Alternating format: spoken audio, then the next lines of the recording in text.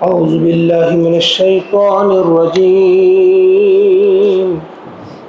بسم الله الرحمن الرحيم كذلك نقص عليك من أنباء ما قد سبق وقد آتيناك من لدنا ذكرا صدق اللہ العظیم۔ سورہ طٰہٰ آیت نمبر 98 تک ہم نے اسے مکمل کیا ہے۔ آیت نمبر 99 میں نے آپ کے سامنے پڑھی۔ انشاءاللہ 4 یا 5 آیات کا اس وقت ہم مطالعہ کریں گے۔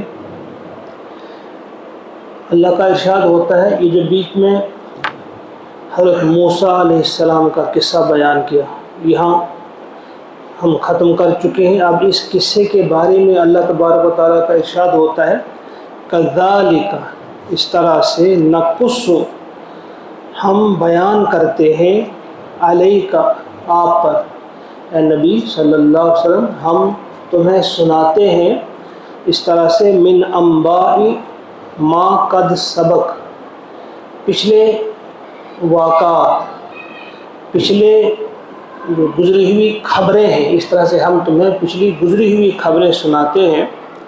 وقد آتیناک، اور تحقیق ہم نے تمہیں عطا کیا، ہم نے تمہیں دیا، من لدنا ذکر، خاص اپنے ہاں سے ایک ذکر، ایک نصیحت۔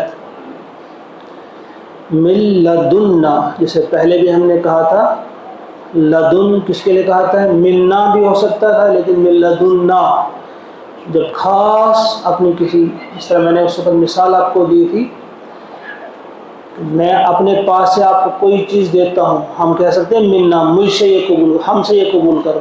جب ہم من لدنا کریں گے تو اس کا مطلب یہ ہے کہ اپنا خاص کوئی سیٹ تھا، اپنے خاص کسی الماری میں تھی یہ چیز، وہ ہم نے آپ کو دی۔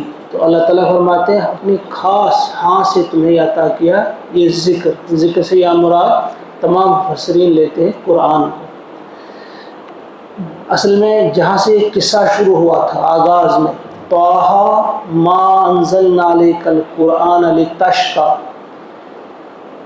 کس لیے ہم نے نازل کیا تھا؟ اس لیے نہیں کہ آپ مشقت میں پڑ جائیں، الا تذکرۃ لمن یخشیٰ، مگر یہ تذکرہ، ایک نصیحت تھی اس کے لیے جو ڈرنے والا دل سینے میں رکھتا ہو، اس کے لیے ایک نصیحت ہے۔ وہاں وہی بات کہی گئی، اب سورت کے آخر میں پھر وہی بات آ گئی۔ یعنی بیچ میں اگر یہ قصہ بیان کیا گیا موسیٰ علیہ السلام کا، اگر آپ اس کو غور سے پھر یاد کریں کہ ہم نے کیا پڑھا اس قصے میں، تو وہ پھر وہی بات آ جاتی ہے کہ بات جو اہم بات کرنی ہے، جس کے لیے یہ قصہ بھی بیان کیا گیا، وہ اس قرآن کے بارے میں ہے۔ یہ اس لیے آپ پر نازل نہیں کی گئی کہ آپ کسی مشقت میں، تکلیف میں، پریشانی میں مبتلا ہوں، بلکہ یہ اس لیے آپ کو دی گئی کہ آپ کو زندگی کی حقیقت معلوم ہو، آپ کو کیسے رہنا ہے زندگی میں، کیسے تیاری کرنی ہے آخرت کے لیے۔ فرمایا اس میں نصیحت ہے، من لدنا ذکر، خاص اپنے ہاں سے تمہیں ہم نے یہ نصیحت عطا کی ہے۔ اب اس نصیحت کے ساتھ کون کیسا سلوک کرتا ہے؟ 2 ہی سلوک ہو سکتے ہیں، ایک اسے مان کر اس کے مطابق اپنی زندگیوں کو ڈھال کر اپنی دنیا اور آخرت سنوار سکتا ہے، دوسرا اس کو نہ مان کر یا اس کی مخالفت کر کے کیا ہوگا اس کے لیے؟ پہلے اس کا تذکرہ آیا، چند آیات کے بعد آپ ماننے والوں کا تذکرہ ہوگا۔ فی الحال نہ ماننے والوں کے ساتھ کیا ہوگا؟ 2 ہی گروہ ہوں گے۔ یہ کتاب آپ کے پاس ہے، اس کتاب کا حق ادا کرنے والے، ان کے ساتھ کیسا سلوک ہوگا؟ اس کتاب کا حق ادا نہ کرنے والے، ظلم کرنے والے اس کتاب کے ساتھ، ان کے ساتھ کیا ہوگا؟ پہلے ان کا تذکرہ ہے۔ فرمایا من عارض، یعنی موسیٰ علیہ السلام کا قصہ بھی اس لیے بیان کیا گیا تاکہ تمہیں سمجھ میں آ جائے اللہ کی ہدایات کیا ہوتی ہے، اللہ کے رسول کے ساتھ مذاق کرنے والوں کا کیا بنتا ہے، اللہ کے رسول کا ساتھ دینے والوں کے ساتھ کس قسم کا انہیں انعام دیا جاتا، اور انکار کرنے والوں کے لیے، مخالفت کرنے والوں کے لیے کیا عذاب اور کس قسم کی تکلیف ہوتی ہے۔ من اعرض عنہ، جو اس سے منہ پھیرے گا، جس نے بھی منہ پھیرا اس ذکر سے، فَإِنَّهُ بس بے شک وہ یحمل اٹھائے گا یوم القیامت قیامت کے دن وزرا بھاری بوجھ کو کہتے ہیں۔ وہ بھاری بوجھ کیا ہوگا؟ گناہوں کا بوجھ۔ قیامت کے دن وہ بھاری بوجھ اٹھائے گا، اس کو بڑا سخت، اس کی انتہائی سخت سزا اسے بھگتنی پڑے گی۔ خالدین فیہا وہ ہمیشہ رہیں گے اس میں، یعنی اس تکلیف میں، اس عذاب میں، اس پریشانی میں، اس بوجھ تلے وہ رہیں گے ہمیشہ۔ وَسَاءَ اور بہت ہی برا ہے لہم ان کے لیے یوم القیامت قیامت کے دن حملا بوجھ، اور یہ بہت ہی برا بوجھ جو وہ قیامت کے دن اٹھائیں گے، بہت برا بوجھ۔ اس بات پہ دھیان دینا چاہیے، کبھی کسی چیز کے لیے بہت برا کہنے والا اللہ ہو۔ اگر ہم کسی چیز کی برائی بیان کریں گے، جس طرح کوئی بچہ کسی کو باہری چیز سمجھتا ہے، اس کا باہری چیز سمجھنا چھوٹا سا بھی کوئی پتھر ہوگا کہے گا بڑا بھاری ہے، لیکن جوان کس کو بھاری کہے گا؟ جو اس سے کافی بھاری ہو۔ پھر اللہ تعالیٰ جس کے لیے بھاری کہے، اس میں برا بوجھ، بھاری بوجھ، خوفناک قسم کی چیز، تو وہ کیسی ہوگی؟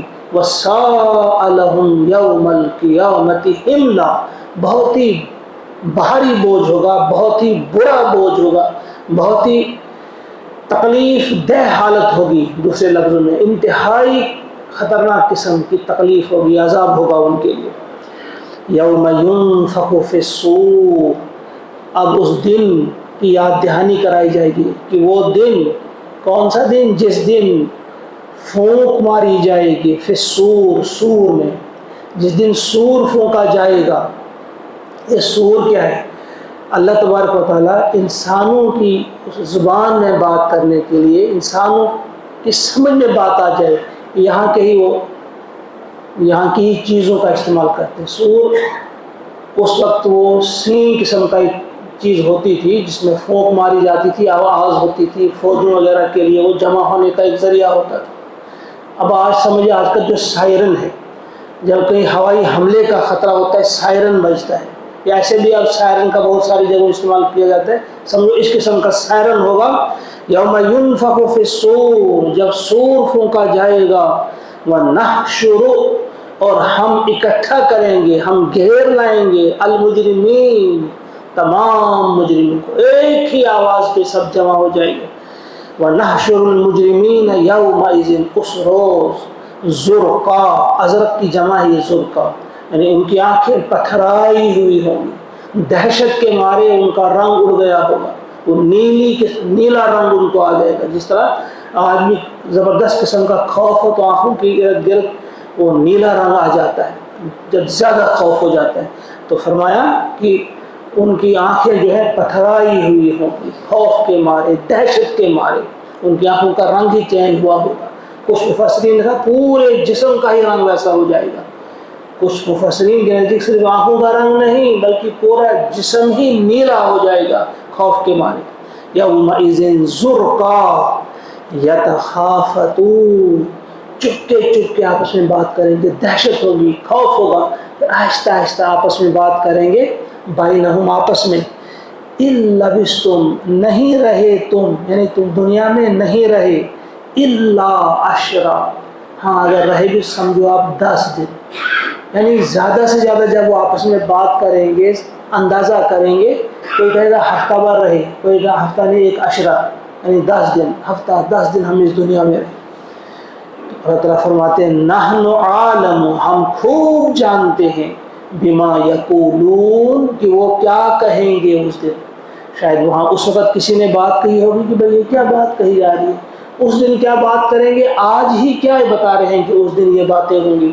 تو فوراً اللہ تعالیٰ نے اسی وقت جس وقت تقریر نازل ہو رہی تھی بیچ میں یہ جملہ جوڑ دیا اللہ تعالیٰ نے کہ ہمیں خوب معلوم ہے کہ وہ کیا کہیں گے اس دن۔ نحن عالم بما یقولون اذ یقول جب ان میں سے ایک شخص کہے گا، جب وہ کہے گا، امثلہم کون سا شخص؟ جو امثل ہوگا، طریقتاً راہ کا امثل یعنی سب سے محتاط اندازہ لگانے والا، سب سے محتاط اندازہ لگانے والا شخص اس دن کہے گا ان لبستم، ان نہیں، لبستم تم رہے.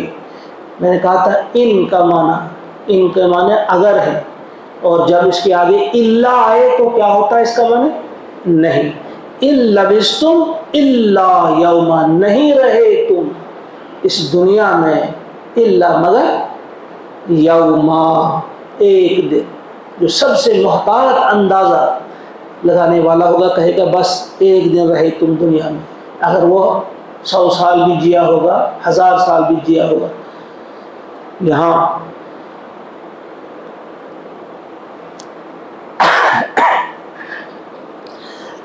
وہ بات ذہن میں رہے کہ 1000 سال سے زیادہ تک رہے دنیا میں نوح علیہ السلام.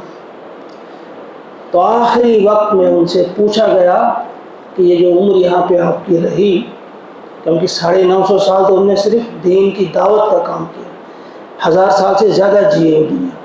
جب ان سے پوچھا گیا کیا لگتا ہے آپ کو جو 1000 سال آپ نے رہی دنیا، تو انہوں نے فرمایا وجدتها دارا، مجھے ایسا لگا جیسے یہ ایک گھر تھا، لہو بابین، اس کے 2 دروازے تھے.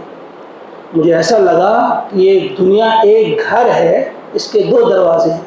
میں ایک دروازے سے داخل ہوا، دوسرے دروازے سے نکل گیا. یعنی 1000 سال جینے کے باوجود اسے ایسا لگا کہ کچھ بھی نہیں ہے، ایک گھڑی. کہ ہمیں دھیان دینا چاہیے جس زندگی کے لیے، جس دنیا کے لیے ہم مرتے ہیں، جھوٹ بولتے ہیں، بکواس کرتے ہیں، لڑائیاں کرتے ہیں، جھگڑے کرتے ہیں، فتنے اور فساد کرتے ہیں، حلال اور حرام کی تمیز کو بھول جاتے ہیں، ساری چیزوں کو ہم پیچھے چھوڑ دیتے ہیں جس دنیا کے لیے. اور جس دن آپ یہاں سے رخصت ہو رہے ہوں گے آپ کو ایسا لگے گا جیسے ہم ایک گھڑی بار اس دنیا میں رہے. تو وہاں بھی جب پوچھا جائے گا جو سب سے زیادہ محتاط اندازہ لگانے والا ہوگا وہ کہے گا ان لبستم، چپکے دہشت کے مارے زور سے بات نہیں کر پائے گا، آہستہ آہستہ کہیں گے، وہ آپس میں باتیں کریں گے. ان لبستم الا یوما، تم نہیں رہے مگر رہے صرف ایک دن، تم صرف ایک دن رہے. اب یہ باتیں ہو رہی تھی تو ایک شخص نے وہاں سوال کر دیا. ان کے سامنے مکہ مکرمہ تھا. مکہ کیا ہے؟ وہ ایک ہاؤس کی سی کیفیت ہے، بڑے بڑے بلند باغ، ہر طرف سے پہاڑ ہیں. انہوں نے کہا کہ بھائی یہ جو بات کر رہے ہیں کہ اس دن دوڑ کر آئیں گے، ایک ہی سور پر سارے لوگ جمع ہو جائیں گے، ایسا لگتا ہے کہ زمین کو بتا رہا ہے کہ بالکل میدان بن جائے گا، ان پہاڑوں کا کیا ہوگا؟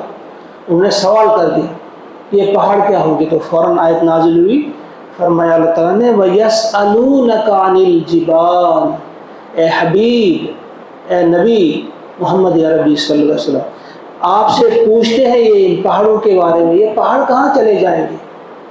فَقُلْ، آپ فرما دیجئے، آپ بتا دیجئے، يَنْسِفُهَا رَبِّي نَسْفًا، ان کو اڑا دے گا، بکھیر دے گا میرا رب دھول بنا کر، ان کو میرا رب دھول بنا کر بکھیر دے گا. فَيَذَرُهَا، تو چھوڑ دے گا اس سب کو، قاعًا، ایک میدان بنا کر، صف صفا، ایک ہموار میدان، ایک چٹیل میدان بنا کر چھوڑ دے گا. یہ سوال اس وقت اگر کوئی جاہل انسان کر سکتا تھا، آج کوئی نہیں کر سکتا. آج ان پہاڑوں کی تو بات ہی نہیں، پہاڑوں کی بات ہی نہیں. اگر تھوڑا سا جو ڈسٹینس اللہ تعالیٰ نے رکھا ہے ان ستاروں سیاروں کے بیچ، اگر تھوڑا سا ان میں خلل آ جائے گا تو یہ ستارے سیارے کہیں نہیں رہیں گے، کہیں بھی نہیں یہ رہیں گے. ابھی پچھلی بار جو وہ مشہور سونامی آئی تھی جس نے بڑا نقصان کیا تھا، اس کے بارے میں سائنٹسٹ کا یہ کہنا تھا کہ جو رفتار تھی زمین کی اس میں فرق آیا تھا. کتنا آیا تھا فرق؟ 1 سیکنڈ کا 1/100 حصہ، 1/100 حصہ اس میں کمی آئی تھی رفتار میں، تو اتنی بڑی سونامی آئی تھی.